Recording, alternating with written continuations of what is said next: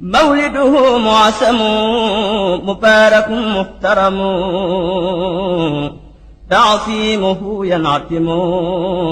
على سوي التقدم. asalaamualeykum wa rahmatullahi taala wa barakaatuhu ci ndigalu Serigne Mamor Mbacke moom Cheikh Mamadou Fadal yàlla na yàlla yokki leeram ci kilifteef Serigne Moustapha Mbacke Mamor yàlla na suñu borom may ko fan wu gudd loolu ba ànd ak wér gi daayira Jazbul Xuloob Touba Ndaamaatu jumaay Serigne Mamor Mbacke Fadil nañ daan jotee ndigal ci Serigne Mamor Mbacke Fadilu yàlla na yàlla yokki leeram noonu lañ jotee ndigal ci Serigne Moustapha Mbacke moom Serigne Mamor ñu fas yéene dundal guddi gàmmu gi fii ci Touba Ndaamaatu ci teewaayu kan Serigne Jili Mamor Mbacke Fadilu ak Serigne Imam Dame Ndiaye ak mboolem kuréel yi nekk Touba Ndaamaatu bu ñu xëyee suba dinañ fa amal njàngum alquran ba ginnaaw tisbaar amal fa ay bernde noonu lañ koy wéyalee ba bët set ci njàngum alquran ak xasida ci njiital kuréelu Fathul Xafaar ak mbooleem kuréel yi bootu ci ginnaaw samedi le 8 octobre 2022 fii ci Touba Ndaamaatu ñu fas yéene ko dundal na ko Serigne daal dundalee wasalaamualeykum wa rahmatullahi taala wa barakatuhu. مولده معسم